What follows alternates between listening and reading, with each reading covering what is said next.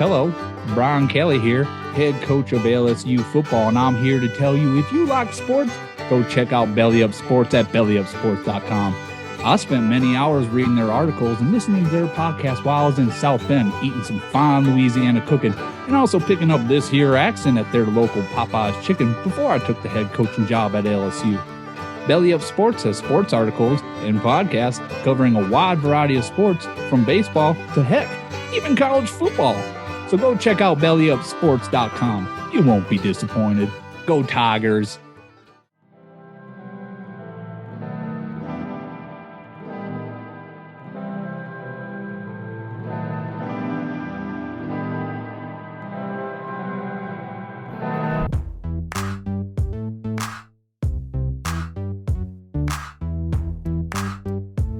What's up, guys? Justin here with another episode of Baseball and Whatever. This is episode 36.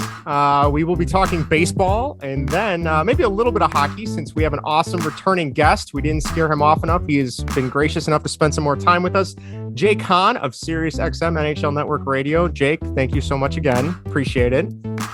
Great to be back on with you boys. It had been too long, so hopefully now I can become a bit of a recurring guest. Of course. Like you said, you didn't scare me away, but hopefully I don't scare you guys away. You are giving us some street cred that we have when we have you on, so we appreciate it. Yeah, for real. Well, and I really like the name too, Baseball and Whatever, because people I think come for the baseball, but they truly stay for the whatever. Around. Yeah. I find with our show, the most feedback we ever get is when we just talk about the most random things. Like we talked about In-N-Out Burger today. Oh, and wow. You just get so much feedback from that, but no one cares about hockey. Apparently they just want to talk about burgers. Realistically, the league's going to shut down pretty soon anyway, right? So yeah, the way things exactly. are going, we have a lot of burger content coming up. It'll be either for COVID or for the Olympics. It's going to shut down for one of the two. So I think, to be fair, I was here just for whatever in the beginning. So yeah, just like we'll just toss in the baseball stuff here. Well, especially now with the lockout, we're grasping at straws. So right? pretty much. But we always like to start off our show. It's episode 36. So can you guys think of any famous 36s, either baseball, hockey, football? Jake, if you can think of any 36s for the Leafs, the Raptors, the Argonauts, I don't know, whatever else you guys are following up there in Toronto. The only one I can think of for the Leafs right now is I think Jack Campbell's number 36, right? I believe so. Maybe is he 36 or is he 30? Yeah, I think you're right on that. Mrazek might be 35. I don't know. I feel like Mrazek never plays, so I don't really know what number he is. So we'll never know. No, we'll never know. Jake or Greg, Vinny, you got any other famous 36s? I had some for the White Sox quick, and they were all like bad backup catchers. That sounds about right. So the first guy that comes to mind is my man, Chris Widger, back from way back. I remember him. I'm sure the name rings a bell. Josh Fegley. Another one. He was at 36. Kevon Smith, who I think is still that playing. Doesn't ring a bell at all. Pronounced Kevin, but he spelled it Kevon. So I don't know what was up with that shit. And then Rob Brantley, who still finds employment every now and again. I think he was on the Yankees not too. Yeah, that sounds about right. Well, Vinny, go ahead. I'll say mine. Scott Erie or Iyer? Scott Erie, yeah. Oh, yeah. Yeah, there you go. Pitcher for the Cubs, yeah. Yep. He pitched for the Cubs, too. Not that good. Right. Yeah. Kevin Tapani. Kevin Tapani, Another Cubs sock, yeah. Coy Hill. 36. Coy Hill, yeah. Coy Hill was missing half a finger, I believe, if I'm not mistaken. It was missing a full finger. Maybe it was a full finger. Never mind. I'm giving him the benefit of the doubt. Sorry. Why no one threw him fastballs, right? I couldn't see it. That's true. The main one I had is Blackhawks legend. I still remember him throwing his gloves off in the Stanley Cup final. Dave Bolin. Yeah, man. Beautiful. I missed that guy. He was awesome. He was awesome. And then he wore 63 with the Leafs. Yes, I think you're right. Oh, he switched it up. His Leafs career was a short stint, but the first one that popped into my head was Matt Zuccarello for some reason. Yeah. Just current players. I watch so much hockey on a nightly basis, so you just think of numbers that pop up. So Zuccarello popped up for me. I'm gonna have to defer to Jake on this one. I vaguely remember from the late 90s when I was a kid, Dmitry Yuskevich maybe being 36. Yuskevich, yeah. Yuskevich, thank you. Yeah. That sounds right. Yeah, I think he was 36. That's solely from playing too much like NHL 98 for PS1 and learning the roster. So, all right, well, let's dive in. Before we get started, if you guys are listening for the first time, this is baseball and whatever. Obviously, we do a little bit of baseball in the beginning, and then you stick around for the fun part where we pick a random topic. This week, we're doing top 5 sports logos, where we'll all be ranking our top 5.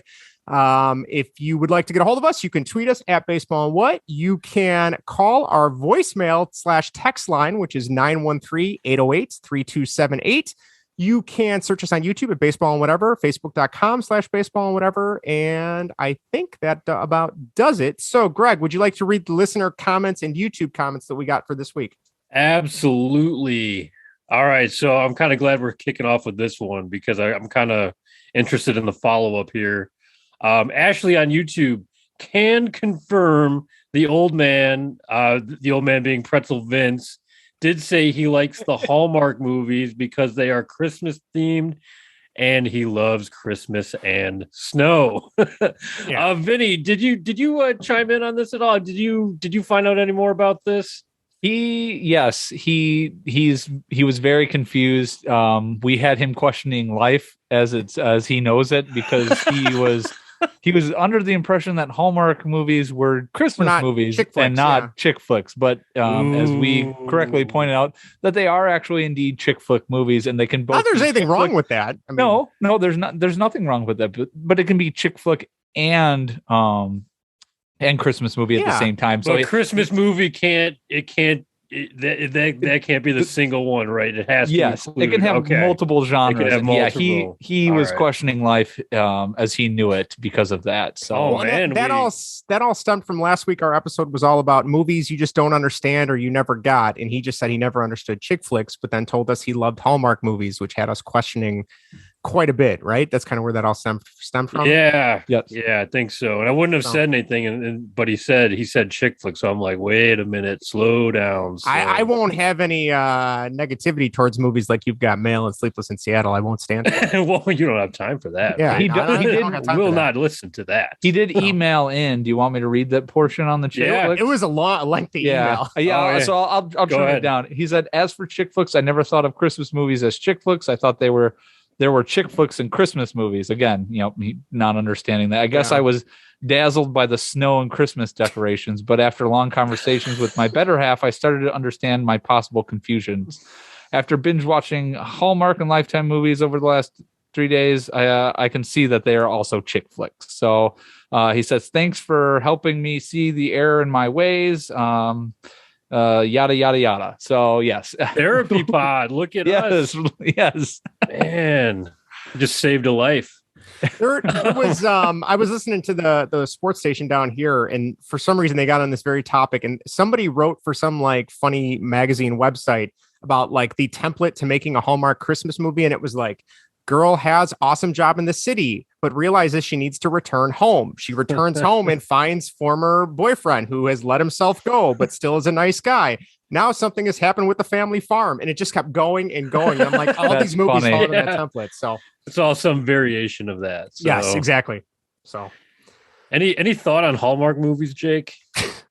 Ooh, I don't think I've seen enough of them. I do love a good Christmas movie though. So this time of the year, I'll certainly throw one. Usually rotate like the same 5 or 6 Christmas movies. But the Hallmark movies are cheesy. But if you're into the that sort of cheese, like I don't know. I guess there's some sort of redeeming. There's a time and a place for it. Yeah, it's like it's an easy watch. You're not stressed out watching it. It's kind of an easy laid back watch.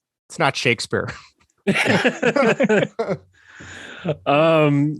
Continuing on, Erica on YouTube, was Need for Speed the one with that woo-hoo song? No. Oh, okay. All right. Yeah, we need a buzzer. We need a soundboard. So that was in reference to our episode. Was it 2 weeks ago? We did our top 5 PS1, PlayStation 1 games, and she was convinced that Need for Speed had the.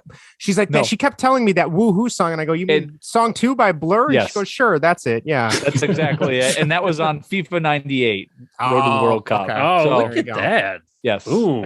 All right, very good. I remember that song, and the only track I was semi good at was in a jungle-like setting. I don't know what she's. She was also correct in that there was a jungle-like setting. I've been trying to get her to play Mario Kart with me for a year now since she got it for me for Christmas, and she still won't play Mario Kart with me. I don't know what her problem is. Because she knows she'll lose, and she's maybe competitive. She's very competitive. Yeah. I remember one of our first dates. We went bowling, and she expected me to let her win because she was very mad when I beat her. Ooh, that makes sense. But good for you, Justin, for not giving in. And now happily married for 11 years. Oh, he got it. There you go. Hold on. 20. Wait a minute. 20. Calculating. 8 years. No, we've been together for 11. No, but together for 12. Married for 8. Never mind. I need to shut up before I get in trouble. All right, keep going, Greg. Yeah. Trent on Facebook. Loved hearing all the PS1 love. Thank you, Trent, especially for Crash Bandicoot. Definitely one of my all-time favorite systems, if not my favorite. Good call right there. Jake, Trent. were you a big PlayStation 1 guy or not so much? I was actually. Me and my brother used to play it all the time. So all these games that you guys are running through right now, those were huge. We had all the systems though. It was like N64, PS1, all those different systems back then. Those there's something to be said about those systems too. Like I have all the new age systems. I play them all. They're great. The graphics are amazing, but I don't know. I still find myself wanting to go back and like throw in like an N64 game, play that instead. Totally. Hell yeah. Yeah. There's something to do with the nostalgic going back and playing those. It just makes you happy. Yeah. Good call. All right. One more, Greg. Zach on Facebook got my shirt. I am glad I found your podcast. You're glad. We're glad. Thank you, Zach. Thank you. Yeah, he buying sent, a shirt too. Sent me a message on our Facebook page that he got his baseball whatever t-shirt. He ordered it. He got it delivered. So I know Vinny and I were like wearing the same dress to the homecoming dance here. We got the same shirt on. But yeah, so if you want to buy any of our merchandise, we still have plenty of t-shirts, hoodies, baseball tees, long sleeve tees, and coffee mugs. Go to bonfire.com/baseball, whatever. Get yourself one. Be a nice late Christmas present, Boxing Day present, Epiphany Day present. I don't know, whatever you want. Boxing Day present. That's like a Brit thing, isn't it? Well, I mean, we have a few. Nice. Greg, you should know that. Yeah, I do know that, and you probably know why. But I feel bad though. I had my hoodie on earlier, but I got too hot, so now I'm wearing this shirt. So. That's all right. We'll let it slide this time. Not matching, but oh well. All right. Well, let's jump into the baseball talk. The first thing, since we have Jake here, we got to ask him, Jake, what is your take on the Blue Jays offseason? What have you been happy with? Robbie Ray leaves. Kevin Gossman's back. What would you like to see them do after the lockout? What do you got in mind so far? Yeah, well, it's been a bit of a frustrating offseason, I think, because the theme of the offseason has been players that didn't sign with the Jays and players that were on the team last year that were a big part of the team last year and are no longer going to be a part of them. But, you know, they priced their way out of town. They take the big money. I don't blame the players at all. It would have been really nice to bring Robbie Ray back, though, after the season that he had. The Jays rotation is still looking really good for next season with Kevin Gausman. I think he probably slots in as the 4 or 5 guy somewhere at the back of the rotation when they're fully healthy. But it was a little frustrating to not be able to bring back Robbie Ray. It just felt like there was great chemistry between him and the organization. So I'll be rooting for him in Seattle unless he, plays against any game he plays against the Jays. And Seattle actually looks like they're putting together a pretty sneaky team there this year. So a little frustrating. I think Gausman's solid. I don't think he's going to replace Ray, but I think he is somebody that you can add some depth to the rotation. But I'm just still a bit sour how the season ended. You finish one game from making the playoffs in a year where it just felt like it was wide open. It really felt like anybody could have gotten on that run. Turns out it was the Braves. And I mean, from a money perspective, I was happy because I sprinkled a little money on the Braves at the start of the playoffs. And I was kind of rooting for them. They ended up being the team I was rooting for the whole way. But as a Jays fan, I was really hoping we could sneak in. I thought we could have made some noise. That would have been nice. Yeah. What about what was the take in Toronto about like Jose Berrios's contract signing or extension? I guess you could say. It feels like a lot of people really took to him right away, and it was mixed results early on. He had a couple starts where he didn't exactly look great, and they give up a lot to get him towards the deadline. So I think there's a lot of pressure on him to succeed. But I mean, he's a gamer. He feels like a guy that's just going to go out there and he's going to give you 6 strong innings no matter what, even if he doesn't have his best stuff. So I'm a fan of what I've seen from him so far. Yeah, I'm hoping, gosh, realistically, where do you guys think the Jays could finish next season? If everything goes well, I mean, no injuries. I mean, could they be wild card hunt? You think they could take the division? I mean, I personally think they're trending up. Yeah. I'm not too impressed with the Yankees and the Rays. You can just never discount because they just look terrible on paper, and then they're just amazing. So I'm really excited to see the rise of Vlad too. I mean, that guy's just a stud. So I'm still pulling for the Orioles. I think next year is going to be their year. this is like a true Cubs fan. Yeah, that's a Cubs fan mentality right there. Is Brandon Hyde still their manager? He is former Cubs coach. Hanging around there. Okay. I don't know really why. I guess it's because either no one else wants that job, or they just figure we're not getting any better. Why would we spend more money on another manager? I don't know, but I mean, I saw today the lockout. Something about the owner said they are not going to be discussing any more economic arguments with the players union for the rest of the month. So this is definitely going to go into next year, which I guess I'm not surprised, but it's just, it sucks, but what are you going to do? I guess. I hope the Blue Jays do really well. Yeah. I'm not really a big fan of, I'm sick of the Yankees, sick of the Rays, to be quite honest. Yeah. They're starting to annoy me. They're so much smarter than everyone. It's like, God damn. It's what you said too. You look at their roster and you're like, this doesn't look so good. And then all of a sudden they get 100 wins. Yeah. Like, how did this happen?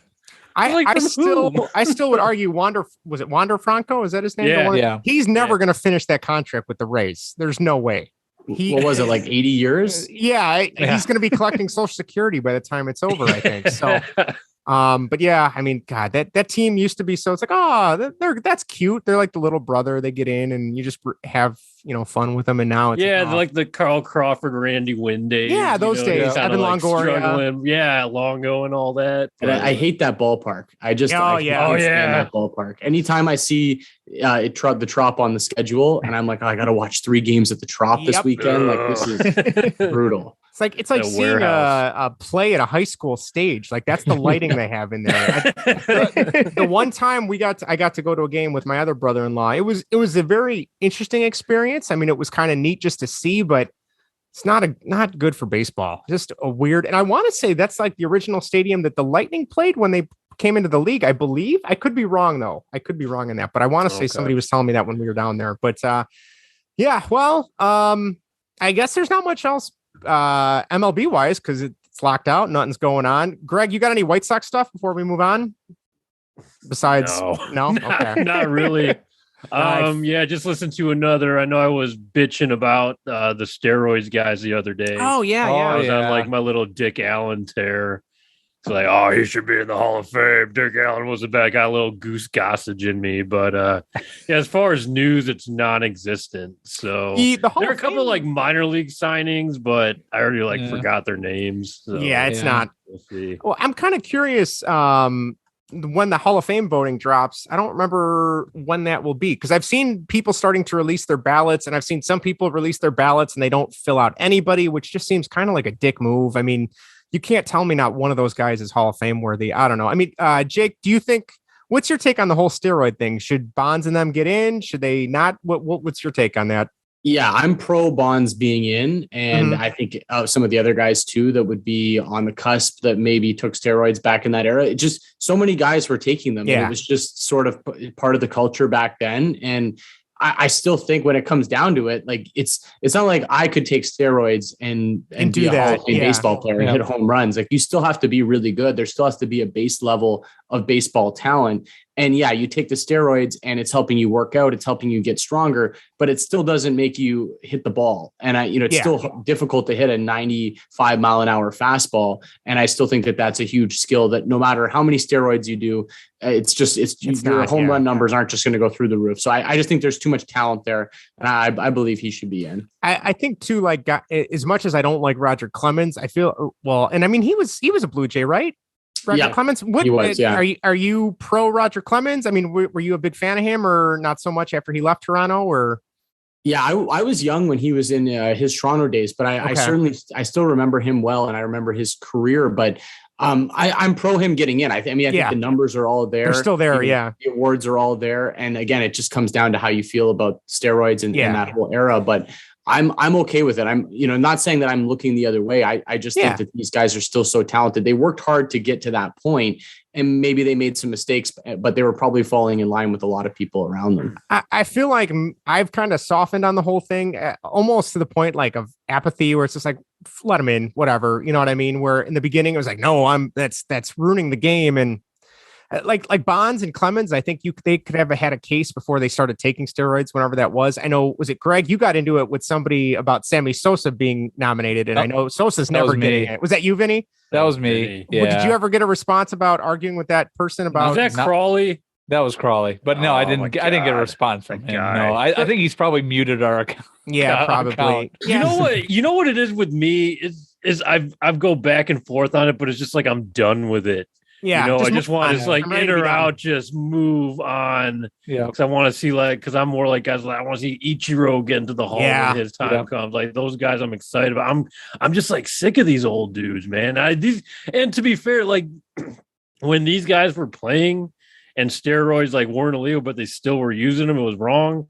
I was still watching every game. That's when baseball was entertaining. Was at its best, man. Yeah. That's when everyone was tuning in. Now barely anyone watches. It might be one of the ways to get the fans to come back after the lockout is just letting everybody. They're going to need something. Yeah. I was like, let's go back and forth. It's like, I mean, McGuire, Sosa, that home run race. Oh, Bonds, that was amazing. Summer, I think I saw some crazy stat like in Bonds, when he broke the home run, he had like 30 swings and misses that year. Oh my God. I mean, like that's crazy. That's crazy. And that's not the roids. So, I mean, I think the only one I have a hard time still being okay with letting in is Alex Rodriguez. And I think for me, it's because he got caught You don't cheating. like him. Well, I don't like him. I don't like him. I can't stand him when he does ESPN's baseball games. God, is he? Well, he's not getting into the Broadcasters Hall of Fame. No, I think you're okay there. So. But just the fact that he had, I mean, they were already cracking down at his point, and then the fact that he still was trying to get around the system and he got busted for that year. That's the only one. The rest of them, I just like you said, Greg, I don't care anymore. Let them in. And to Jake's point too, they still had to do their job and they did it really well, So yeah, I'll be very curious to see. And I think the problem is you still have so many old crotchety writers that are making these decisions that kind of gets in the way of things. They don't even take it seriously either. So it's getting hard to take the Hall of Fame seriously when you literally have guys putting out there, it's like, oh yeah, it's a Hall of Fame ballot. I just check out, one or two names. Like I don't really pay. You go on YouTube, watch a few stats. Yeah. Yeah. I was like, oh, come on. So all right. Well, do you think Bonds gets in? What do you think, guys? This time? Yay or nay? Yeah, this time. Thinking you think he's making it? Yeah, I think it's the year. Yeah, I say they put him in. Yeah, I think so. What do you think, Vinny? How close was he last year? Was it close? Was it like 60 something percent? Yeah, he was like what 10%? What do you need? 70 something? Yeah, 75 to make it in. He was a little bit farther on. I thought he dipped from the year before, or maybe that's wrong. I'm going to say no. I'm just going to be contrarian and say no. Okay. I'm actually going to agree with you, Vinny. I'm going to say no too. So I don't think. I mean, I wouldn't be. I don't know if I'm surprised either way, but it's like, I like at this point, I was like, I don't know if I see it happening, to tell you the truth. Well, so I wonder when it goes to the players committee or the vintage committee or whatever other committee. Yeah, like the golden. There's like golden era. There's like 6 committees now, so it's never really over. I bet you they'll find a way at that point, but right. All right. In terms of Cubs, Jake, we were so happy to have you on after they signed Marcus Stroman. So tell us, what are we getting with Marcus Stroman? How do you think that's going to go for the Cubs? Yeah, well, polarizing figure. And towards the end of his career here in Toronto, like I know a lot of people were all Jays fans. There's a lot of people that don't like him. I was always in the camp that loved him. I'm a huge Marcus Stroman fan. I like his persona. He's all over social media. I actually saw him during the playoffs as well. He was like live tweeting some of the games and talking about, the players and his interactions with some of these players, what these pitchers are trying to do. I thought that was really cool. So, long-term in the future, I think he actually might make a great analyst when it's all said and done.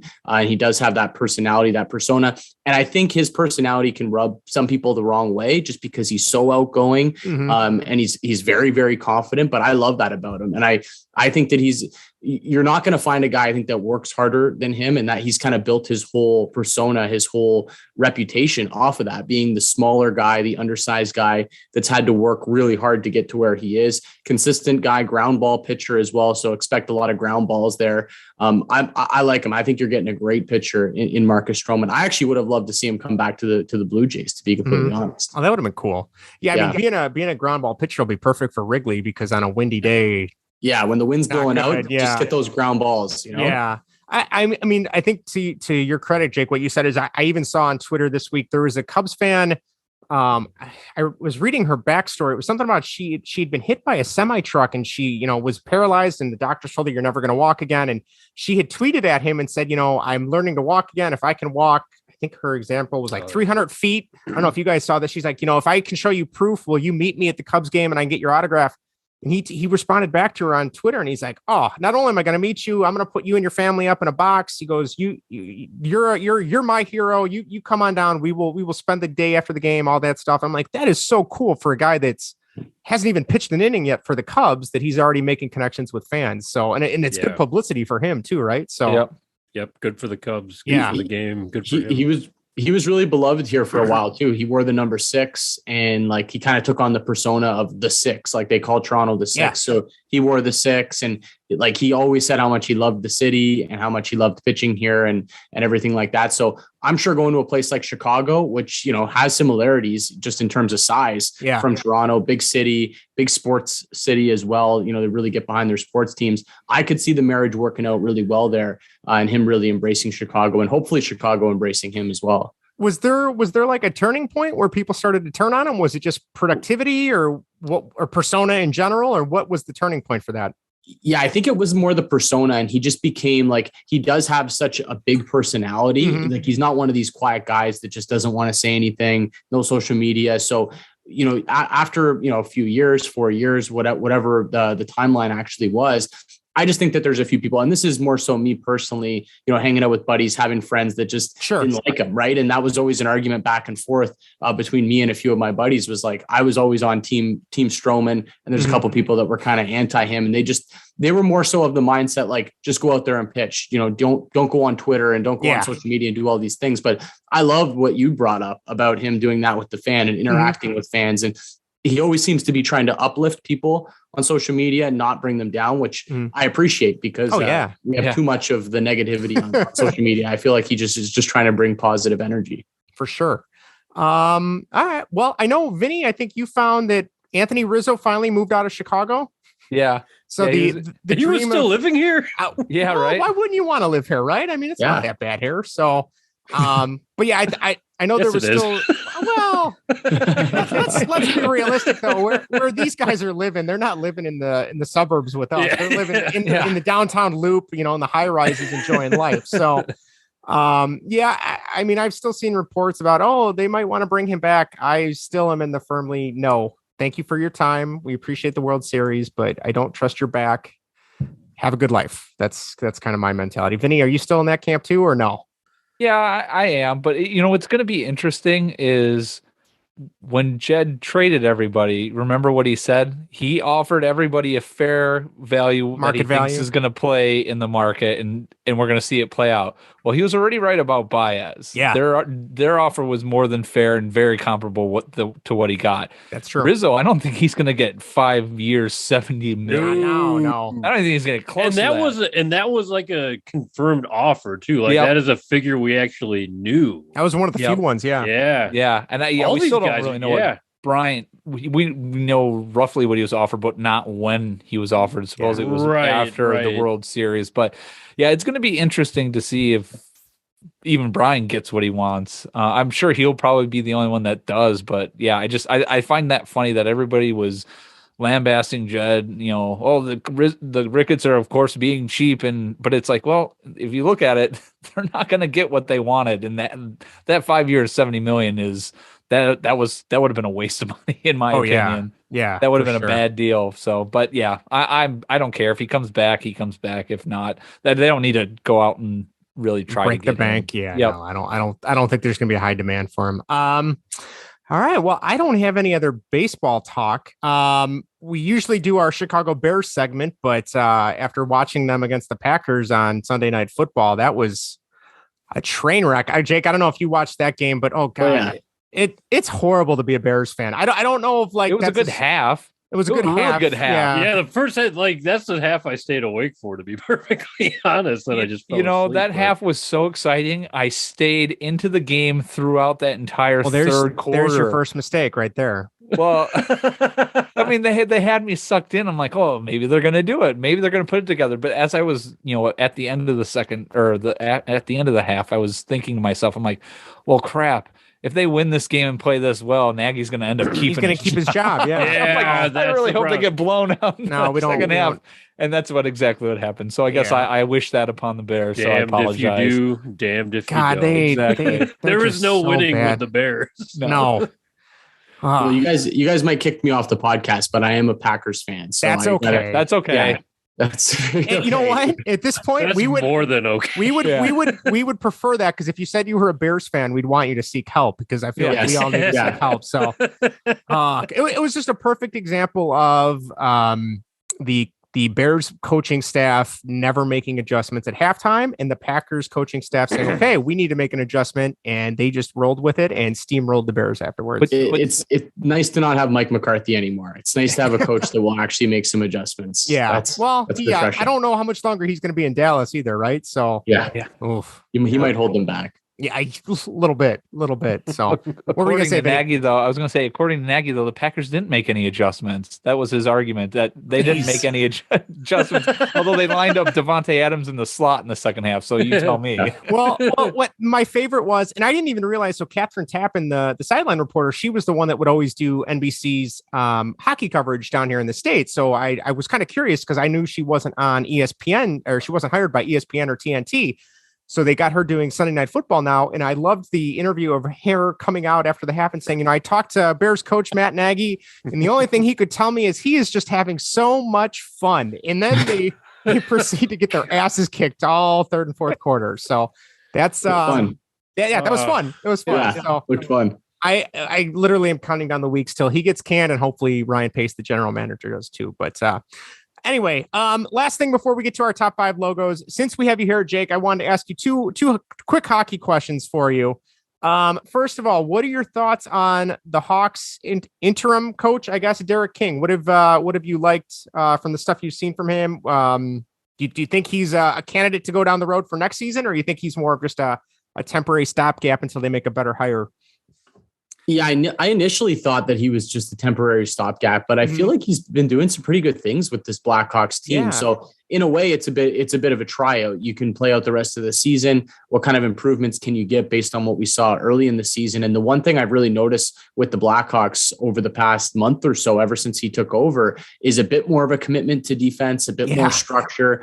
I think it helps too that Fleury is playing better. The first couple of weeks of the season, Fleury was not playing well. Ooh. Maybe it was just some growing pains. Took a while to get used to a new team. The pressure of coming into a place like Chicago, and especially coming from a team like Vegas that was so structured and so good. I think that was a bit of a wake up call for him. So I think Fleury's play has helped a lot, but they do look more structured. And I think he's trying to find the right line combinations. I know he's been moving some of these guys up and down. I saw Kirby Doc playing on the third line the other night, but he's still getting his fair share of minutes. And you've got Kane and Taves. I think just trying to find a spot for all these guys where you can get them going. But I like what I've seen from Derek King so far. I've been kind of surprised too that they've been using Ryan Strome a lot more, because I think Strome was kind of the Jeremy Colleton's doghouse for whatever reason. He never got played. He seemed like he was always scratched. So the other thing I told Greg and Vinny when they hired Derek King or brought him up from Rockford is he actually has a personality, which is really cool, because Jeremy Colleton just nothing. No, flat out. You couldn't get dry ice. Complete.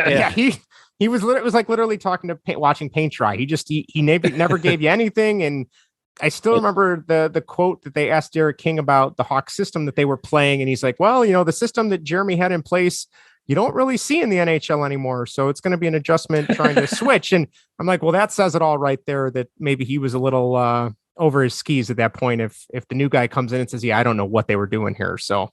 And the one Blackhawk player that I just love on a nightly basis is Brandon Hagel. Like this kid just works so hard. I really like watching him. And Seth Jones too. I think it's interesting, like gets the big deal, a lot of pressure on him as well. And he has some deficiencies, I guess, in his own zone at times, but you look at the numbers he's putting up, he's having a career season offensively. So you have to like what you're seeing, I think, for the most part from Seth Jones. And like I said, I really like Brandon Hagel. I think he's somebody that's going to stick in that top 6 for a long time. For sure.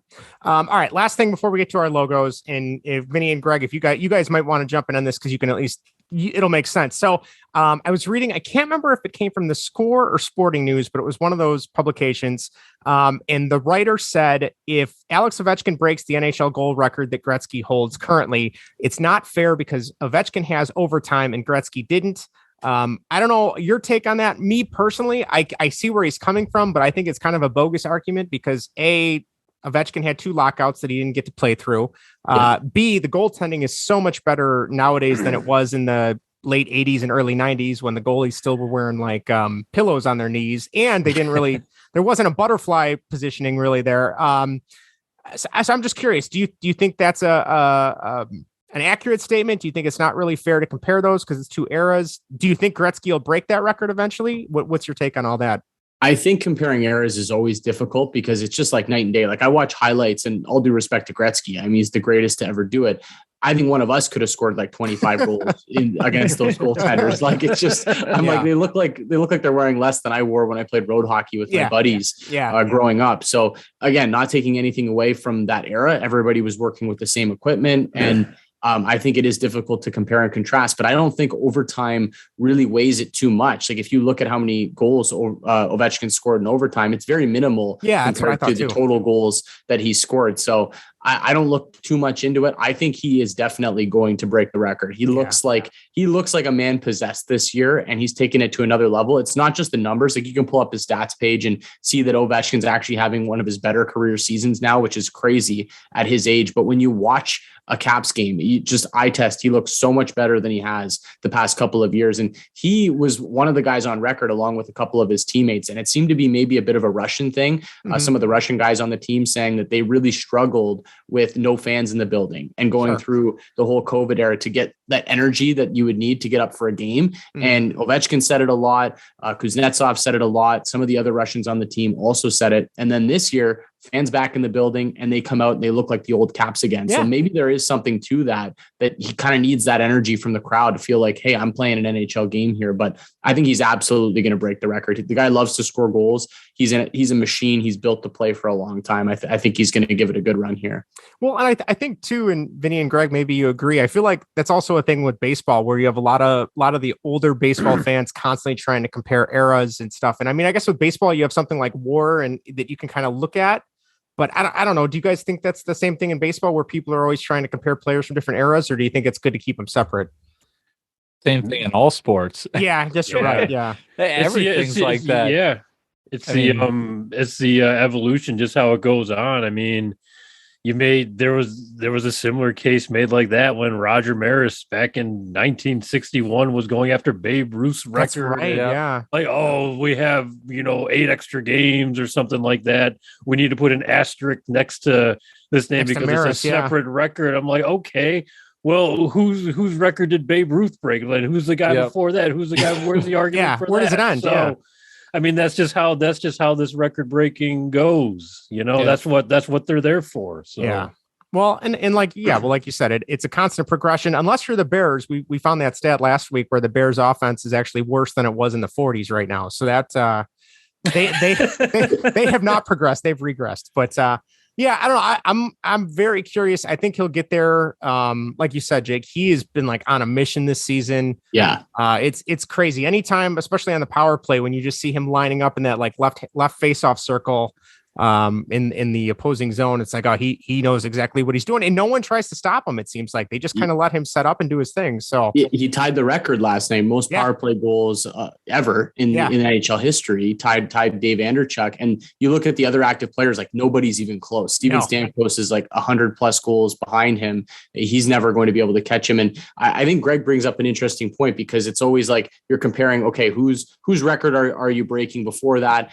And you look at, and like that, my first thought too, I know Ovechkin hasn't even broken the record, so I probably shouldn't even be thinking this far ahead, but I'm thinking like, okay, if Ovi passes Gretzky, who's going to be the next guy that's going to be able to catch Ovi? I'm already looking at some of these younger players.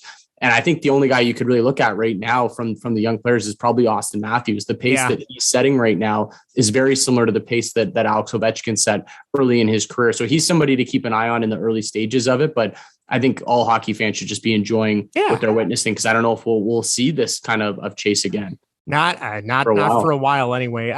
For me, I think the most depressing part about all this is I remember was it 06 or 07 when he started. I remember being in college, and now he's at the tail end of his career and he's got gray hair, and I'm not anywhere near college age anymore. So we're all getting farther away. We're all getting really old. Exactly.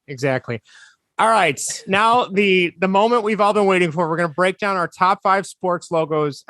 Vinny and Greg, first off, well, I don't want to spoil it. I think for me, I had the Hawks. Obviously, the Indian head is one of my favorite logos. And you could go either way. Obviously, we know the Indians just changed the Guardians and things like that. I think eventually the Hawks might change the logo.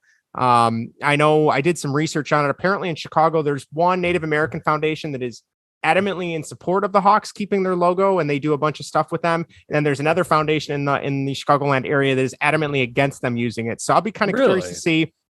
Yeah, I'll be curious to see how that goes. I mean, like for me, I don't know. I feel like it's not really for me to say because I'm just some white kid from the suburbs. I don't really have a say in this, but I think you have a say, Justin. Yeah, of course. You're not a kid anymore. I'm not a kid anymore. I got the thing back there. Yep, got my autographed one. You have a say, but yeah, don't want to listen, but you have a say. Yeah, there you go. That's it.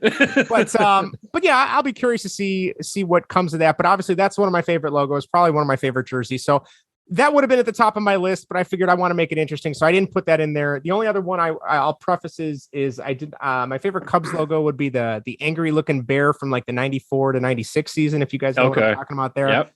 I was going to have that on my list as well, but I took that out because I figured I didn't want to have the same logos as the other two one Chicago and one other fellow Illinoisan in here. But that's it. So I will shut up. Jake, do you want to start us off being the guest of honor? Your number 5 top sports logo. And we were saying all logos, all sports, minors, semi-pro, whatever you want to go for. Go ahead. Yeah, I got a good mix on my list here, actually. Okay. I got a couple hockey teams. I got a football team in there. I even have a college sports team in there as well. Nice. So you might notice a theme, and this is actually way more difficult than I thought it was going to be. Yeah. I had like a list of like 10, 15 logos, trying to trim it down to 5 was really hard. I'm a sucker for anything pirate related, like any sort of pirate theme logo. Cool. I almost put the Pittsburgh Pirates on here, which is a team I've always kind of cheered for in the National League a little bit. They're close to Toronto. I've gone to many games there, beautiful ballpark. So I do have a little bit of a soft spot for the Pirates logo, but I left it off. I'm going to start with another pirate theme logo, and I'm going to go with the Oakland, now Vegas Raiders at number 5. Nice. I love that like black Raiders. Yes. The colors, the black and silver, just the whole persona of that team. And I was always drawn to that logo growing up. I'm surprised I ended up as a Packers fan and not a Raiders fan, just based on that logo and how much I liked it growing up. So Raiders at 5 for me, boys. That was one in grade school. Everybody had like the different starter jackets, and anyone who had a Raiders starter jacket, it was like, don't mess with them. Yeah. Just leave them alone. That was you, Justin, right? Yeah. I was the one that had nobody messed with me. Yeah. It's like don't mess with them. That kid has seen some shit. They're Raiders fans, leave them alone. So no, that's a really good pick. And I'm a sucker for black and silver. So that's a really good pick. Greg, Vinny, who wants to go next? Greg? All right, Greg. Don't all volunteer. Don't everyone thank you at once. So sticking on the black and silver sort of thing. This is not my pick, but I'm just going to make a comment here. Sure. So for number 5, this one just missed my list last time we did this way back when. And it's actually a Toronto Blue Jays logo, but it's not the black and silver ones. I'll get back to that in a second.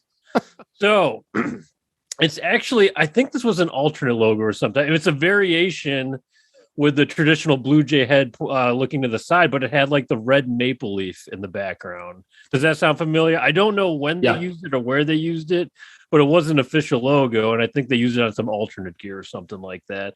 And I think it was from, maybe the 2010s or something like that. Maybe Jose Bautista wearing it a couple times. Just a lot of fun and just a good shakeup. I think they kind of brought that back after the whole black and silver uniform debacle sort of thing. And I'll be honest, I thought, like, as a kid, I really like those uniforms, like, Vernon Wells wearing that and everything. Oh, the Tron looking ones. Yeah. Yeah. But then it just said like Jason there. I'm like, man, later I was like, well, I love, me, black and silver all day, any day, but shit, I'm wearing it right now. But I mean, upon further review, I really like kind of like the old traditional Blue Jays colors a lot better. They're stylish, like the blue and reds and like that original logo. Joe Carter.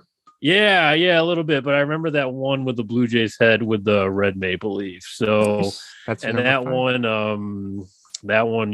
one's a really, really great baseball logo. So nice, a lot better than the black and silver Jays. Agreed. Stuff, so didn't the Blue Jays, after I guess I'll call it the Joe Carter era, they changed it? It was like a darker blue, and it was a Blue Jay like with his arm like kind of out. Does that sound familiar? Okay. Yeah. I vaguely remember that lasted one. Very long. No, I didn't think that was probably. Was that part of the cut? Was that when they were rocking the cutoffs for a little bit? Like they had like the white uniforms with the blue cutoffs. Was that part of it or something? Maybe. I vaguely remember they had a road uniform too. I remember they had like blue cutoffs with Toronto on there. But they've had a lot of different uniforms. I just remember watching baseball games, and when they'd come out with the black and silver and the Tron numbers, I was like, oh yeah, God, right. That was personally wasn't a fan, but that's just it. Just said Jays on there. Yeah, it had the J. So, So all right, good call for number 5, Vinny. What do you got? Number 5, on my list, I just did current logos, so I don't have any throwback ones here. So this one for me, number 5, is FC Cincinnati. I just discovered this one actually today, and I really liked it. Their logo is, it says FC Cincinnati. The script is really nice, but their I guess mascot logo on there is a lion with wings and a sword. And the colors are blue and orange. So obviously the Bear colors. Sharp. Yes, it's very sharp looking. So yes, number 5, FC Cincinnati of the MLS. I'm looking at it right now. Very cool. Yeah, that's a nice. See, I'm all in like soccer mode right now because we're halfway through season 2 of Ted Lasso. So I can appreciate watching that as well. It's so good. It's so good. All right, my number 5. I'm still making changes to my list as we speak. All right. Okay, can I have a tie at number 5 to make no you're done with ties. All right, fine. Yeah, it's like he owes us one, doesn't he? Yeah, I do. He owes us like 2. All right. Okay. I'm gonna go with the one I like more then. My number 5. That's what you should do. That's what I should do. Yeah. And this is a throwback. Most of mine are throwbacks because I don't know. I'm still living in the 90s when I was a kid. But my number 5, I love the color scheme. It's black, yellowish, gold, orange, and a little bit of red. And that is the 90s Vancouver Canucks flying skate logo. Love it. I am not a Canucks fan at all. When the Hawks and Canucks were at their the most heated of their rivalry, I couldn't stand them. But as a kid, I loved that logo. I think that was when like Kirk McLean was the goalie, or McLean was the goalie, and Murray Craven maybe. I don't remember who else was on there. But yeah, I loved that. Loved it. The all black, and then the gold or the yellow, orange, and red. I've been very close to buying a jersey with that just to have because I like that logo so much. So that is my number 5, the Vancouver Canucks flying skate logo. Nice. All right, nice. Jake. So, well, I'll keep the hockey theme going then, and I actually do love that one from me. Those are my favorite Canucks. Yeah, I wish they would go back to those colors too. And I feel like a lot of my picks too are based off of just colors. Like it's a nice logo, but it also has to do with the color blend scheme. And everything. Yep. Oh yeah. Yep. So I'll keep the hockey theme going. I'm going to go with the San Jose Sharks as my number 4 here. I've always loved sharks in general. Just like it's just a fascinating animal to me. And I love the way that it's just coming in, biting the hockey stick in half. They've changed it a little bit over the years, but not too much. Like early on, it was kind of that classic look, and all they've done is kind of refine it a little bit. Modernize. Yeah, exactly. Make it a little bit more modern looking. So always been a classic one to me. I remember growing up in the 90s, and the Sharks were kind of a new team back then. And we didn't get a lot of Sharks games in Canada. We'd get the Hockey Night in Canada games. We'd get some of the other bigger market teams. And whenever we'd get a Sharks game, I'd always think it was like the coolest thing. I'm like, this, they've got this Shark Tank with like a big shark head and they're all coming out, and like it just seemed like such a cool environment, and I always loved that logo. So a little nostalgia for me at number 4. That was my tie for number 5, which I was forced to get rid of. So that would be hey, there we go. Yeah. So you can have that one. That one's yours. Yeah. So no, I completely agree. I like the old logo more. I think just because that's right around the time they came into the league is right around the time I got into ice hockey. That's another one I've been meaning to track down that jersey, but I'm just too cheap to spend the money on a jersey for that, because honestly, I don't wear hockey jerseys very often besides occasionally, at night to bed, or I don't know. Anyway, all right. To bed. Occasionally I do the bigger ones. Yeah. They're nice and warm, but anyway, comfy, yeah, they're comfy. Yeah. Greg, number 4, what do you got? Just to clarify, the Blue Jays Maple Leaf logo I was referring to was actually 97. And the one you brought up, Justin, was from 2000 with the arm coming out around the T. So those were actually both before the Tron logo. Yeah. And then 2012 is when they went back to traditional. So it was almost right. But my number 4, and I know I've mentioned this before, but Major League, going back to the minors here, our friends at Hillsboro Hops, that lovely hop logo. I mean, a team that, is based on beer. I mean, how awesome is that? Plus, like you said, Jake, the colors, got a little bit of that navy, got a little bit of that sharp Kelly green in there. I mean, that just speaks all sorts of volumes to me. So I know I mentioned it before, but I'm sticking with it. Hillsboro Hops, single A team. And I believe we got him in the logo draft with that's right, spot. with 3 spot. Yeah. That was our first overall, wasn't it? Yeah, that was. Yeah. For the record, we missed all of Vinny's picks during that draft. Yes, we did. Yes, thanks for all draft. Yeah. We tried, Vinny. We tried. They were all taken. What we do. Yeah, we went with the next best thing. So yeah, no, that's a really cool. I feel like I'll be honest. The other night I was waiting for the baby to wake up so I could feed her. So I was on the sports logo website looking at like minor league teams, and that was one I was like, I could probably add that. Yeah, there's a lot of good minor league logos. So that's a good pick. Vinny, what do you got for number 4? Number 4 is hockey. It is the Milwaukee Admirals. Ooh, that's a good one. Yes, I like that one. The updated one is really cool. It is a admiral ship captain with the hat on, and it's a skull. And it's blue and white. Colors right up your alley, Justin. Yeah. But yeah, I found this one out a couple weeks ago actually, and I was like, wow, I gotta get some kind of gear of theirs or go actually see them play hockey, because they obviously play in Milwaukee, so it's not too far from where I live. So yeah, that's a really cool logo. I know during, was it the 11, 12, whatever the last lockout was, I watched a bunch of Wolves games on TV because that was the only AHL was the only league that was playing, and they played the Milwaukee Admirals a lot. They have a really cool, unique jersey and logo. So that's awesome, Vinny. Good call. All right. Oh man. See, I'm like making my list on the fly here. I'm still having trouble. All right. I'm going to go number 4 is another hockey one. And that is the 92 to 2002 Pittsburgh Penguins, also known as the Robo Penguin. I wish they would go back to that logo so badly. I think I'm the only hockey fan that actually misses that logo. It's literally a triangle with, it's very geometric. It's not like an actual penguin, but, very cool. Good old days after they won their second Stanley Cup, I think is when they changed those. But yeah, really cool. Black and gold, good color scheme, good logo.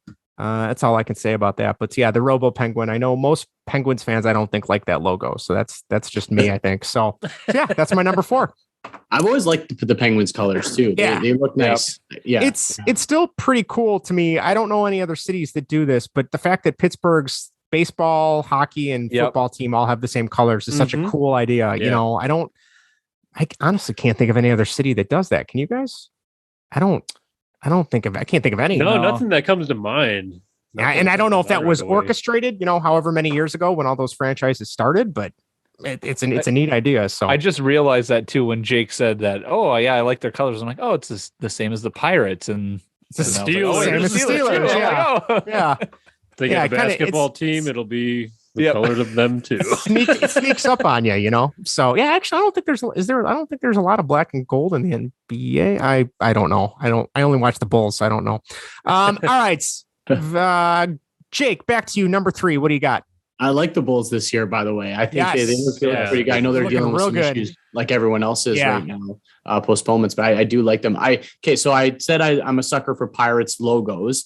I could only keep one Pirates. That's why I had to boot the Pittsburgh Pirates. So I had to go with my favorite actual Pirates team, and it's the East Carolina Pirates. College football, college basketball. I guess they play basketball. I don't know. I'm sure they have a basketball team, but I mainly know them through college football. Not a great team. I mean, they always seem to play around noon Eastern time, so they're always one of those games that is on. They're getting smoked by like Cincinnati or something like that. But I love the skull and crossbones. It's like a purple hat with a gold trim to it. So I love the purple and gold look. ECU Pirates are number 3 for me. That's a good one. I remember having, I think it was like NCAA 03, and that was like one of the teams that was like, if you want to try and have a challenge, pick them and build up their program. I'm like, yeah, no thanks. Please help them. Yeah, please bring some fans to the stadium. I don't know, so that's too funny.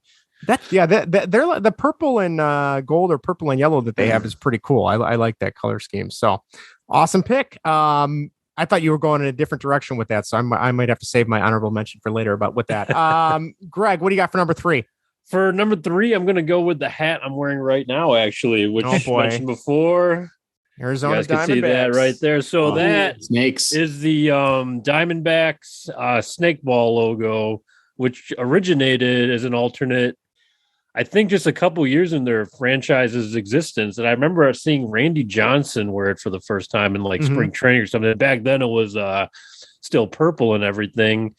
And then they kind of switched over to the Sandstorm red and black, and it kind of went away. But then when they had like their 20th uniform switched just a few years ago, they brought it back as a regular alternate with the new colors in there, kind of like keeping that red and then adding the teal back in there from the original uniforms.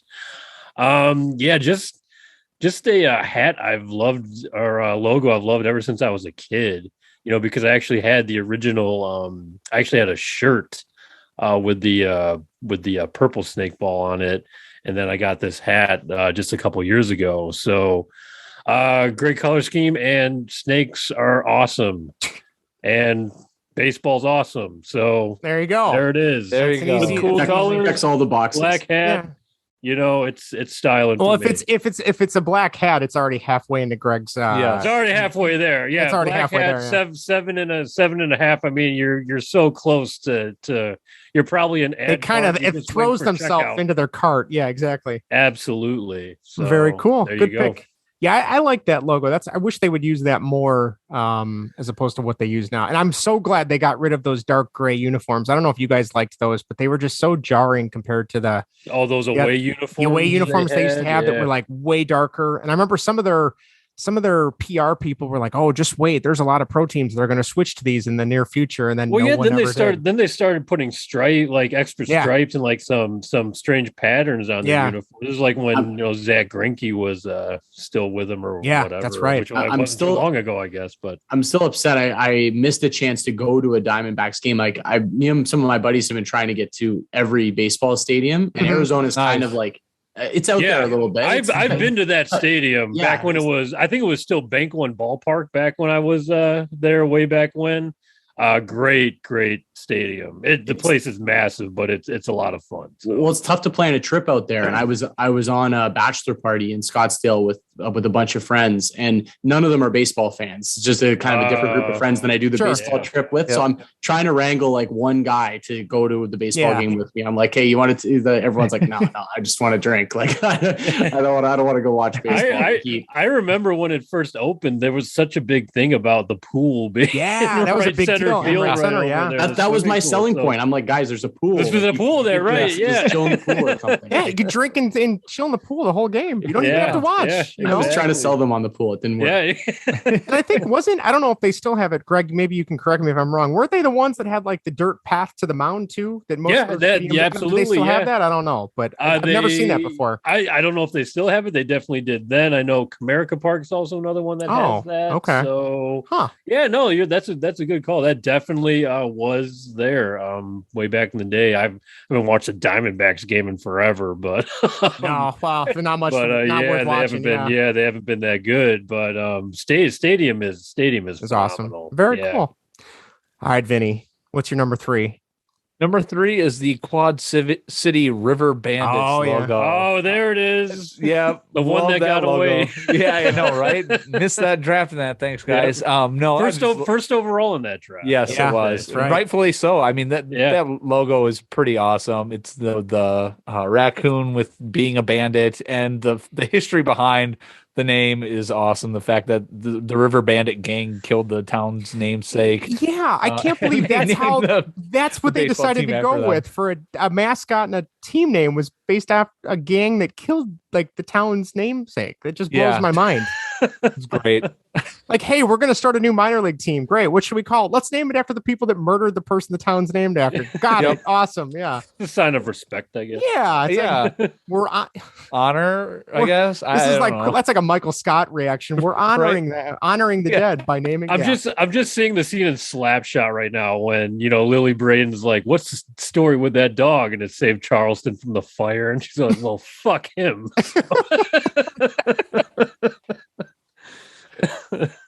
That's too funny. All right, we are on. Is it me? I'm next, right? Yeah, Number 3. Next. Okay. This is a new one that I actually just started getting into this team in the last like 3-4 months. A little over 2 months ago, since my daughter was born. I've been really watching a lot of the let me get this straight. The PHF, which is the Premier Hockey Federation, which is the women's league. That's they're televised on ESPN Plus. So trying to get my daughter into hockey at 2 months already, and we sit down and watch those games. I don't know how much she's watching, but anyway, this team plays for them. It was really cool. The general manager talked to me because I sent them a picture of our daughter, and I said, hey, she's going to play for you guys down the road. So I've kind of become a fan, and that is the Metropolitan Riveteers. Or Riveters, I guess, depending on how you want to pronounce the word. I love the logo. It's really cool. They also have an awesome jersey too, but the logo is literally like a silver, blue and red version of Rosie the Riveter. And they have some really cool uniforms. So if you're really into watching hockey, I really recommend watching the PHF. It's a lot of fun. And they do regular broadcasts now on ESPN Plus. So check that out. But that is my number 3. So there you go. Nice. Your daughter's future team, right there. Daughter's, I was ready to teach her how to skate now, but she still hasn't learned how to sit up yet. So we got a ways to go. But she'll get there. All right. Half of skating's on your ass anyway. Yeah, that's true. The first couple weeks, months, you're falling anyway. You're on the ice. Yep. Exactly. All right, Jake, what's your number 2? Okay, well, my 1 and 2 were the easy part of my list. It was 3 through 5 that were difficult. So it's kind of like I knew my top 2, and it was just a matter of ordering them. This one is a bit of a biased play, but I loved this one. Still do to this day. It's the old Toronto Raptors logo. The original Raptor dribbling the basketball. It's what got me into the Raptors. It's what got me into basketball growing up. And the Raptors were kind of that team, at least growing up in my area, that just they weren't as cool as the Leafs. It was like everyone liked the Leafs. The Jays had a lot of buzz because they won early in the 90s. Nobody really cared about the Raptors, at least in the small town I grew up in, which is outside of Toronto. But I was like a diehard Raptors fan, just loved the logo, loved the team, played basketball growing up as well. So eventually they got the love, won the championship not that long ago, which was obviously really cool. But yeah, that old Raptors logo is just classic. I kind of wish they would go back to it like once or twice a year. They'll wear the jersey or some sort of variation of it. But I love that classic dinosaur jersey.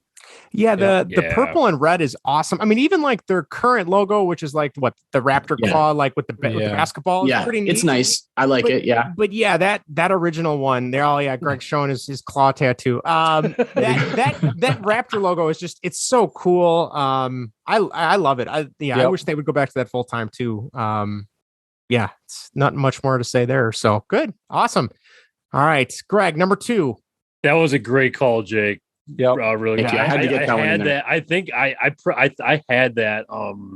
That's definitely one of my favorite logos of all time. And I think I even brought it up last time we talked logos or whatever. I think I even showed. I think Justin, you brought up the basketball. With the claw marks on it. I still think that's really cool too. But the old one for sure.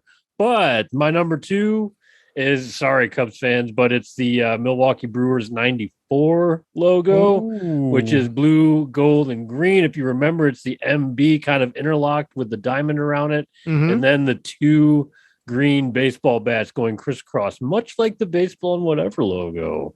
So that was worn in the early 90s. And it didn't last long, right? It kind of came and went. So the next uniform that came along was, that kind of that navy blue and gold one when they moved into Miller Park and everything and left County Stadium. But it had a decent lifespan, I suppose. And they had those 94 like special jerseys where it was navy blue with that logo and then the Brewers block lettering on it. Yeah, I do remember that. And then they actually had it on a patch. But also that hat also came with a with like a green. It came a navy blue hat with a green bill that they used for away games. And that thing just looked cool. I mean, it wasn't anything like too extravagant, but it just stood out, on the baseball field. Yep. So it was more traditional, but with that nice color mix, I think it really appealed to me. So good call. Yeah, that's true. I keep forgetting you're kind of a closet Brewers fan, right? I am. Yeah. Like I rock the MB hat sometimes, the black and white one. I have a Giovanni Gallardo t-shirt. I don't know if I would advertise that. I mean, well, he was good. He was good when I got it. But okay, all right, fair enough. That was like what, 15 years ago, something like that. But it's been a while. That MB logo was could be another honorable mention for me. But yeah, they got good looks going on over there. Good call. All right, Vinny, number 2. What do you got? Number 2 for me, Manchester United's Red Devil. To me, that's just they haven't changed that really. It's just been that classic Red Devil for with the pitchfork. It's just a great look. The color scheme, the red, the yellow. They also throw in like black sometimes. It's great. Love that team. It's my favorite Premier League team. So yes, the Manchester United logo, number 2 for me. Good call. Nice. I'm not gonna lie. I had to look up. I did not know exactly what their logo was. I've heard of Man U, but I did not know what their logo was. So thank you for broadening my horizons, Vinny. I appreciate it. I know the Chelsea logo is like a griffin, dog, cat thing. I don't know. I've seen that logo before. Yeah. Okay. You say Gryffindor? Is that yes, Gryffindor. Yes. Yes. Wait, can we do Harry Potter logos? We can do that next. Yes. That'll be our top 5 next. Harry Potter houses that you can be put into. You get a Slytherin hat to there go with this one. So somebody out there is making those. I guarantee you. It's probably on Etsy right now as we speak. Yeah. Probably is. All right. I'm going to go with my number 2. It is not a hockey logo. I finally found a non-hockey logo. I know. And that is wait to hear this. The original. I think you guys might know this. The original, not their current one because I don't like that one, but the original Charlotte Hornets logo. There it is. The giant cartoon hornet bouncing the basketball. Really goofy looking logo. But I'm a sucker for you throw some like teal blue and purple together, or just teal blue in general, kind of like with the Sharks and everything. And I'm there. I love that Charlotte Hornets color scheme, that logo. I had that starter jacket as a kid. So I know we said the Oakland Raiders, you stayed away from that kid. I don't know what you did with the Charlotte Hornets kid. You're probably like, left him in a locker. Yeah, shove him in a locker. Exactly. Hornets fan. And this was in the midst of the Bulls' like second run. And here I am walking around with the Charlotte Hornets jacket. But yeah, I love that logo. I was so happy when they got rid of the whole Charlotte Bobcats thing. Was it like a decade now ago when they came back to Charlotte? They went back to the Hornets. The new logo is okay. It's more trying to be ferocious as opposed to comical, but the old one was awesome. Slight tangent. This is a stupid story. I remember going to a Pizza Hut when I was a kid. I don't know if I told you guys this story. Did I tell you this story, Greg and Vinny? I think I remember something about Pizza Hut. Okay. So let me see where this goes. I still remember just because I love this logo so much. We were at a Pizza Hut. They had a sticker machine with all NBA stickers. And one of the ones there was the Charlotte Hornets sticker. And I was like 5. I didn't know how sticker machines worked. I just assumed that's what I wanted. So clearly that's what it was going to give me. I put in my 50 cents and I got an LA Lakers sticker and I freaked out and had a tantrum and I had to be removed from the Pizza Hut. So yes, I remember that story. Yeah, definitely remember that one. But go Charlotte Hornets. I love that logo. So that's my number 2. As soon as you said sticker machine, I'm like, the Lakers sticker came out. Yeah, I was. My parents called me. They're like, so what are you doing on the podcast? So I was telling them, they're like, oh, and I said, yeah, you guys remember when I did this? And they're like, no, we don't remember that. I'm like, okay, well, for some reason it's burned into my brain, but not theirs. Probably for the best. So yeah, they're trying to forget it. Yeah. That's why they don't order from Pizza Hut anymore. They're traumatized. They don't know why, but they just don't. So all right, number one, Jake, what do you got for us? Yeah, I do like that Charlotte Hornets. That's a good call. And something to be said too for those like old goofy looking logos. They look better than the modern sharp ones. I get why they do that, but I like the older ones better. This one, I felt like maybe somebody else would pick it number one or somebody else would pick high. So I was unsure what to do with it, but it was like no brainer number one for me. It's been my favorite logo my entire life, and it's the Chicago Blackhawks. It's the Blackhawks logo. Nice. Yeah, just everything about it is just perfect for me. The colors, the look, the way it looks on the jersey, the red jersey, the black jersey, no matter what they wear, I think it just looks classic. So for me, it's always been my favorite jersey, my favorite logo, my favorite color combination. Not just saying that because I'm on with you guys. It has always been. It's always been a favorite of mine. And too quickly, like I wanted to bring up some of the other jerseys too that were similar to it. Like I always liked I can't even say the name anymore, but the old Washington football team logo. I always loved that, but I understand why things change and everything like that. But I still love those Washington colors. Yeah. And I'm into the football team now. I like Washington football team. I'm buying into that name, and I still like the colors. But Blackhawks was an easy number one for me. Very cool. Very cool. Yeah, that would have been that was obviously my number one before I took out the Chicago stuff just to switch it up. But yeah, there's something to be said in just the way it's been like subtly changed over the years. Because I remember like in I feel like the jerseys in like the 60s, 70s, and 80s, the face is a little bit different, and then they kind of modernized it, but not too much. And it's just it's a really cool way that they did that. And also the C and Tomahawk logo on the shoulder patches, I love too. That's one of my favorite logos as well. But good call. Yes. Anytime you're going to praise the Hawks for good reasons, as opposed to some of the horrible things they've been doing lately, that's great. Logo is still good. Logo is still good. Yeah. Upper management, they're gone, but yeah, they were bad. They were very bad. They still look good. They still at least they looked the part anyway. Yeah, the clothes look good. Yeah. Greg, what's your number one? So I know you didn't want to include Chicago. Oh no, yeah, but that was okay. Justin. You totally could. So this one's interesting to me. So my number one is when the White Sox introduced their spring training uniforms in 2017. They're still wearing them now, but it's pretty much a take on the 83 logo with the little batter guy. Yep. Only they've gotten rid of the red, white, and blue color scheme, and they just gone. They just mix that in, it's like black, white, and just a touch of red here and there. Mm-hmm. And then they wear that patch, on their uniforms. Yeah. Now, I've always said the script is fine, kind of like the old traditional White Sox script that they've worn, ever since, Tony La Russa was still the original a young old man. But, so I always thought, like, if the White Sox were to not rebrand, but change up their uniforms, get a new.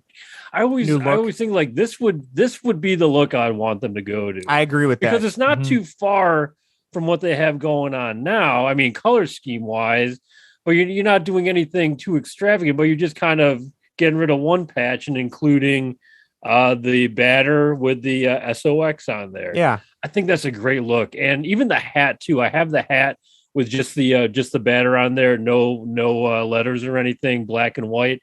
It's also a great hat. So yeah, there's something to be said for that logo because it's so simplistic. Like the batter logo itself is like what, maybe 3 or 4 shapes just put together, and then that's it, right? Pretty much, yeah. But it's really cool. Greg, I'm totally on board. I mean, I'm not even a Sox fan, but if they switch to that logo on their or patch on their jersey, or whatever, or even use the hat occasionally, I'd be all for that. That'd be a really cool look. So I want to throw in really quick too, and I wish they would bring this back, but they used to have. And I thought they still had it, but they got rid of it a couple years ago. It was actually just a diamond sleeve patch with just a white sock. Yeah, I remember that one too. Yeah, they got rid of that. It's been gone for a few years now. And I would like, so I kind of want like a combo right here. I want that, Sox logo on the chest, and then that little diamond white sock on the sleeve right there. I'm like, that would kind of be my next, like if I wanted a new White Sox uniform, I'd want it to be that, just what I just described. Very cool. So very cool. Yeah, that's my number one, because I've loved that logo like from day one. When I saw that, I'm like, I gotta have that on something there. Yeah. that looks like that. Yeah, for sure. without a doubt. So for sure. Yeah, number one. Awesome. Good choice. All right, Vinny, number one, what do you got? Number one for me, the Chicago Bulls logo. Love really? that. Yeah. That one's see that awesome. one coming. Yeah, that I love that logo growing up. Obviously, the Bulls were doing their stuff during the 90s, but yeah, that logo is just classic. And it hasn't really, I don't think it's changed ever in my lifetime. No. There may be slight variations, but I mean, it's still just the bull with the horns. Yeah. I remember drawing that all the time growing Same up. here. Yep. But yeah, that's an iconic logo. It's classic. It's just great. Did you have trouble drawing it, Vinny, or did you finally get it down? I always found it difficult because I tried to draw it too, but I'm like, oh, it's all uneven. But no, I actually did I'm pretty decent when I can trace trace a picture like that. Yeah, I'm pretty good at doing that. So it wasn't coming out uneven. Oh, mine was coming out way uneven. So. One of the horns is drooping down here. Yeah. Well, I remember the face would be so wide. Like I would try to get the lines on the bull's face, but it just kept expanding outwards. I'm like, oh, this is literally going like a mutated right bull. Yeah, I was like, seriously. But I think you're right though, Vinny, because it has varied slightly over the years, but not enough. Like you really have to study it to see. You wouldn't notice it. It's literally like a squiggle of a line or something. Yeah. But just from quick glance, I mean, it looks exactly the same, and it's a great logo. So good call. Yeah, I highly recommend anybody who's been away from basketball, start watching basketball again, because I've been the Bulls games have been postponed recently, but it is so fun to watch the NBA again. I don't know why I stopped watching it. Well, I do. It's because the Bulls were awful from like 1999 until 2018, 2019. So they had some good years. They had the Derrick Rose years and Ben Gordon and Kirk Heinrich one year, right? So Joakim Noah, Luol Deng, You guys got DeMar now. That's right. Guy. He was supposed to return to Toronto tonight, but that game got postponed. Yeah, so that would have been cool. Yeah, it's just so much fun, and I think I've said this before, but the team seems so likable, and I would have never said that about Lonzo Ball. I would have never just remember always hearing about his dad being his dad's not like no. It was still like a turnoff when you found out he was then I listened to some of his interviews and I'm like, wow, this guy seems like a decent guy and he's a good basketball player, and his dad has been very silent the last few years. So I don't know if someone had a talk with him or what. He's too focused on LaMelo Ball now. That's true. That's true. He's got a new shiny toy, right. We could just let Lonzo go play now. I love, if you guys haven't seen it, look it up on YouTube. Kenan Thompson does an impression of him on Saturday Night Live, and he brings out the shoe and he starts talking about, it's the best shoe ever. And I can't do impressions, but it's hysterical. Highly recommend it. So, all right. Speaking of Kenan Thompson, my number one is the Mighty Ducks original logo, because I am stuck in 1994. The logo that they wore during their inception from, I think it was 94 to 06, I think is when they switched to the black and gold and orange. I love that logo. I don't know why. It's dumb. It's a duck with a goalie mask that doesn't quite make sense, but it's got the sticks behind it. Love the color scheme. I remember, similar to you, Vinny, drawing the Bulls logo. I would draw that Ducks logo all the time. That is one of the few hockey jerseys that isn't. I mostly have Hawks, Kings, and Leafs jerseys, and that's one of the few that I have that's not one of those three. So love that logo. More purple. I wish the Ducks would go back to it. I do like that they brought that logo back for their alternate. I think when they were their orange. Yeah. Yep. They have the orange alternate, and then they did that other alternate the other year that was similar colors that we've talked about in the past. So that's my number one. I love that logo. Love that. It actually made me kind of follow the team for a while, especially in the early 2000s when they were pretty decent for a while. So That logo always reminds me of the cartoon version. Oh yeah, I forgot about that. Yeah, remember those? Remember not the actual Mighty Expos. Those were. I need to go back and rewatch those because I have flashbacks of watching. I remember those. Yep. I watched one a couple weeks ago just because I was up in the middle of the night feeding the baby. You did. I'm sitting here feeding her, and I'm like, well, I have nothing to do, and she's going to be up for another 45 minutes because she's not going to go back to bed right away. Where is it on? Is it on? It's on Disney Plus. Disney Plus. Oh, yeah. It's literally like they play hockey games and then they go fight crime and act as superheroes. Superheroes. I watched maybe once or twice when I was a kid. I never really got into it, but so it's always fun to go back and revisit that stuff. So that's my number one. That's a powerful logo you picked there. I mean, you might say it looks silly, but look what I mean. The movie got me paying attention to hockey. So it's a lot more powerful than you realize. Some people might give it credit for. Disney knows what they're doing when they own the team. They're not messing around. That was all orchestrated quite well, I'm sure. They were still building they're still working to that evil empire. They knew Star Wars was just in their pipeline down the road. Right now. Yeah, they were working towards it. So all right. Real quick before we wrap up, does anybody have any honorable mentions that you guys want to mention that maybe didn't make your top 5? Anything in particular that stands out? Anybody? Jake, what do you got? I had a few here, actually. The New Jersey Devils were close for me. Oh, yeah. The Bulls were actually close, so I'm glad Vince brought it up because I was looking at the Bulls as a possibility. The Florida Gators, I've always liked their logo. Yeah. The green, the orange. Another sneaky one that I don't know if anybody even knows this team, but the UAB Blazers. It's like the green dragon thing. Yeah. The dragon that one. Fire. Yep. That's a great. They're actually kind of a good team too. I think they got a bowl game this year, so they've put together a pretty good football team there. So the Blazers were close for me. I played on a Blazers in elementary school. My elementary school team was the Blazers, but our logo was not a fire-breathing dragon. So I'm still a little upset about that. They really missed the boat on that one. Yeah, exactly. That's awesome.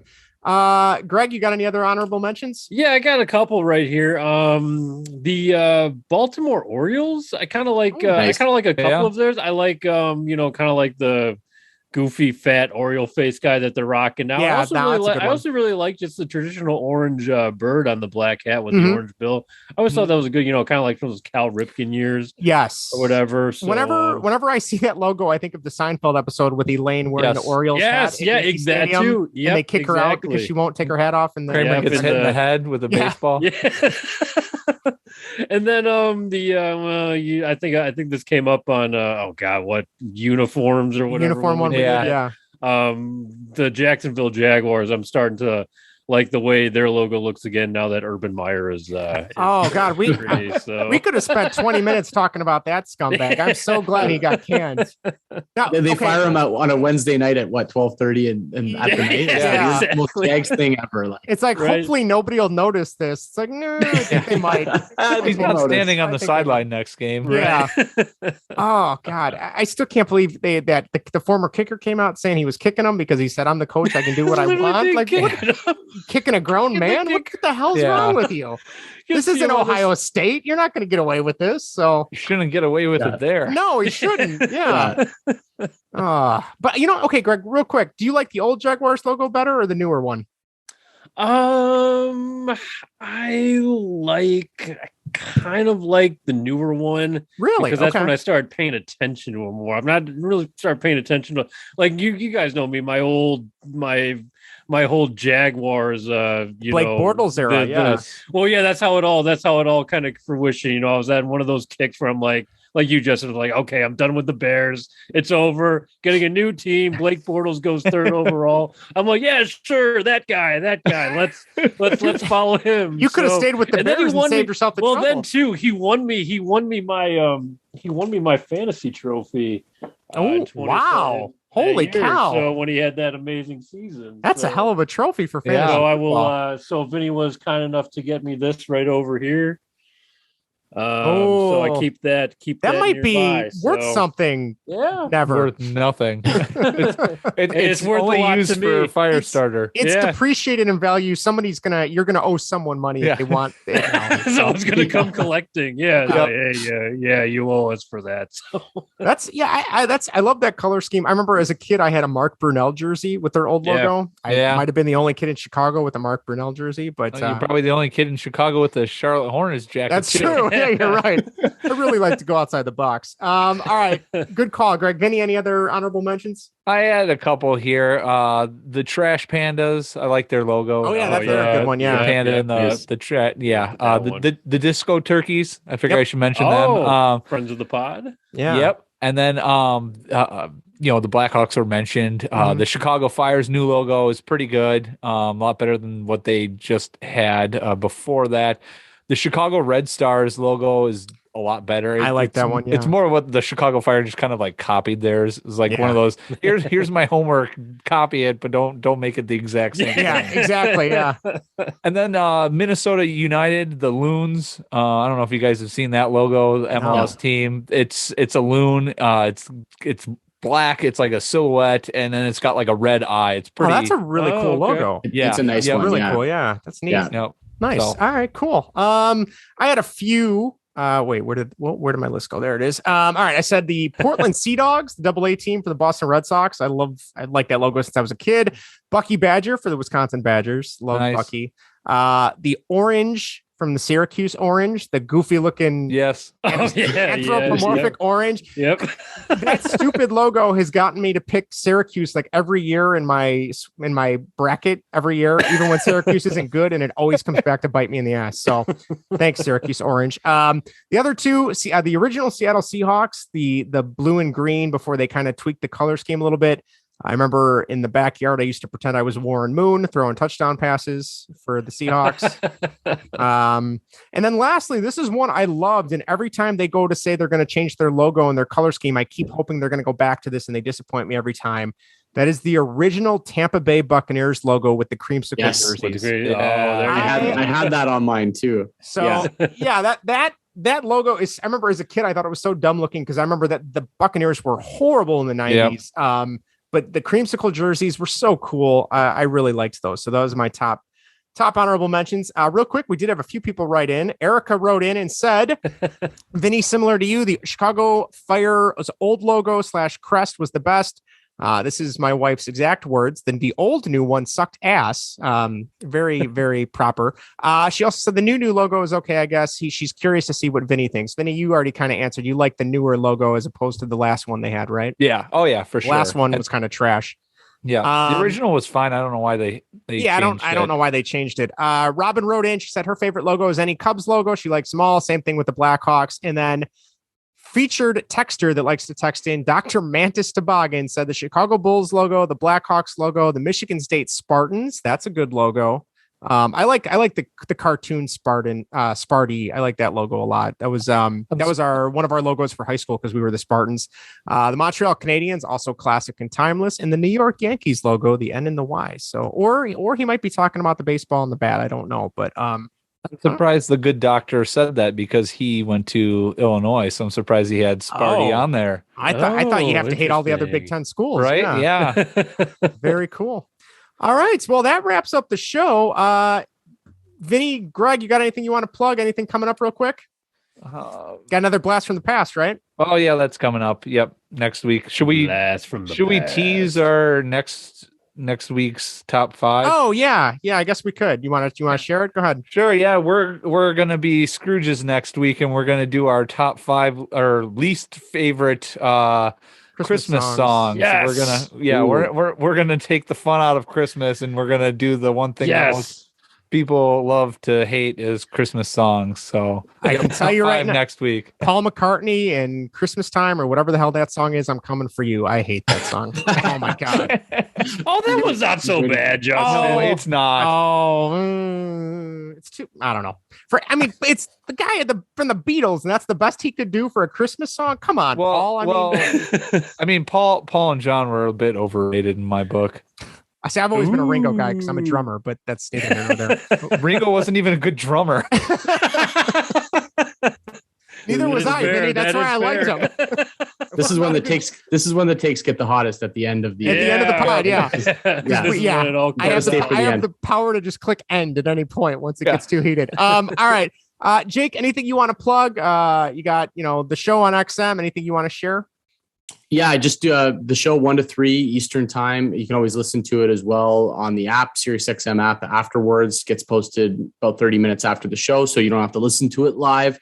I also do a weekly gambling show. It's about 15 minutes on Mayo Media Network, so you can catch that out. It's podcast form, it's YouTube form. It's just me for 15 minutes breaking down all the games on the Thursday night slate of the NHL, giving my best bets and injury updates and all sorts of things like that. So if you're into daily fantasy, gambling, even just regular fantasy, setting your lineups, I think it's good on busy Thursday slates. We usually get 10 plus games on Thursdays. So go check that out if you get a chance. Awesome. Nice. Excellent. Well, thank you very much, Jake. Thanks again for coming on. You're welcome anytime. We'll have to have you on again whenever this lockout ends to talk more Blue Jays baseball. And please feel free to send in the Christmas songs. Yes. Yeah. if any. Yeah. If anyone's got Christmas songs they don't like, Dominic the Donkey's another one. Oh, I hate that song. All right. Anyway, I'm going to stop giving away my list, but no, it's all right. It's all right. I'm sure there's room for more, Justin. I got plenty. I might need more than 5. There's a lot of... And I love Christmas. Justin, you usually it's like you are the lover of Christmas music. I love Christmas, but there's a few songs. It's like, nope. But there's some that he's grinded truly heated about. Me into the grid. Yeah. All right. Well, we'll save that for next week. Again, if you want to see the video version of this podcast, go to YouTube, search baseball and whatever, hit the subscribe button. That would help us out. If you would like to text or call the text line and leave a voicemail or text us, it is 1-913-808-3278 or as Vinny so eloquently put, 913-808-FART. That's what the number goes to. Twitter, reach us at baseball and what. You can email us at baseballandwhatever@gmail.com, or if you'd like to reach us at our official sponsors email address, that is baseballandwhateverpodcast@bellyupsports.com. Give those guys a listen. Check out bellyupsports.com. They just had a little bit of a conference meeting we were in on Slack the other day, and sounds like there's some cool and interesting things coming up the pipeline. So check them out. You can find our podcast on Apple, Spotify, Google, Anchor, Spreaker, Podcast Addict. I don't know. I think we're everywhere. So that does it. Thanks again, Jake, Vinny. Thank you, Greg. Thank you. We will see you guys next time. Have a great night and have a good weekend. Bye, everybody. Take care. See ya.